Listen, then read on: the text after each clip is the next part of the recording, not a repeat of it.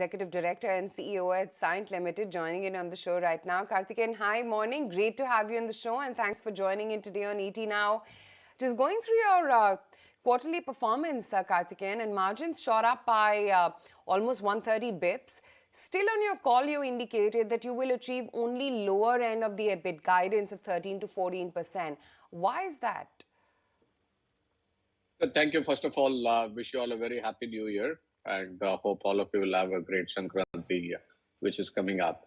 And to answer your question, Aisha, I think we have talked about our operational efficiencies kicking in all forms, including the utilization, which has gone up. And we have been able to bring in automation, price hike, and all of them being factored in as part of what we have guided. We also wanted to keep for the full year.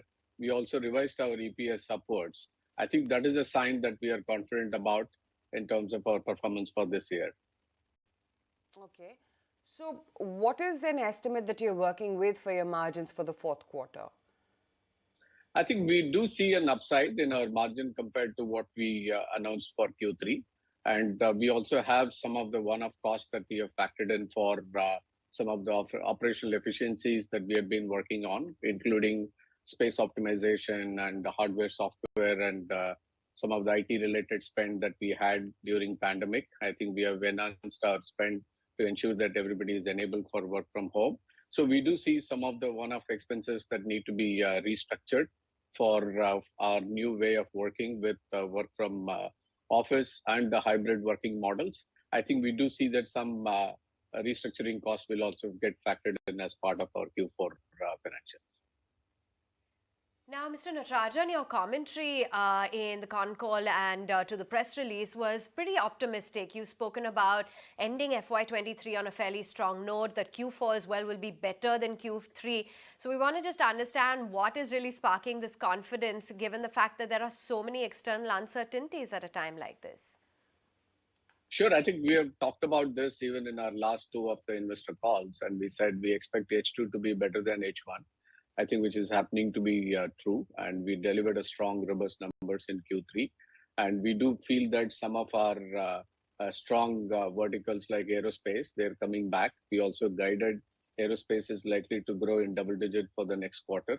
I think the confidence is drawn from all-round performance across aerospace, communications, mining, semiconductor, and healthcare and automotive. And so we are seeing that 7 out of 10 verticals that we operate in are doing well for us.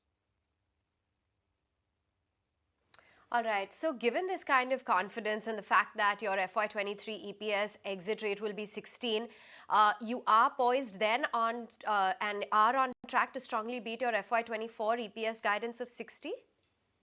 Yeah, that's what we also upgraded that as at least 60 for fiscal 24. So that's stemming from the confidence that we see that we revised our EPS for Q4 to 16.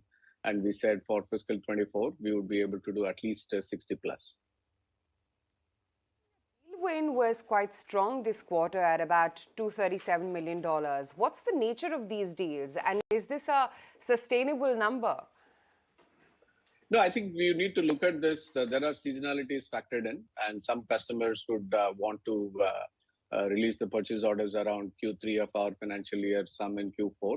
So looking at year-on-year number, which is 18.2% in dollar terms or 22% plus in constant currency term, I think this gives us a strong confidence for what we got into 2023. And we would probably expect a strong 2023. While there are macro challenges, and we are aware of that, and specific to consumers, semiconductor, and some of the high-tech related verticals may have some impact in the first half, but we do expect it to rebound during the second half of 2023. One more question on the nature of the business, or rather where business is coming in from, because you had earlier called out concerns when it comes to Aero Rail. While you are positive on auto, communications, healthcare verticals, any change to that? And are you seeing any pickup in Aero or Rail?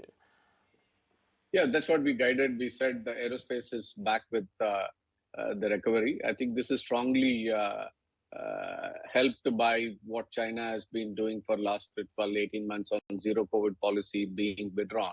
I think that is going to create a strong momentum, and what the numbers were to be believed, close to 2 billion people would have traveled in the next 50 days in China. That's a big change in terms of what we have seen for the global aerospace industry.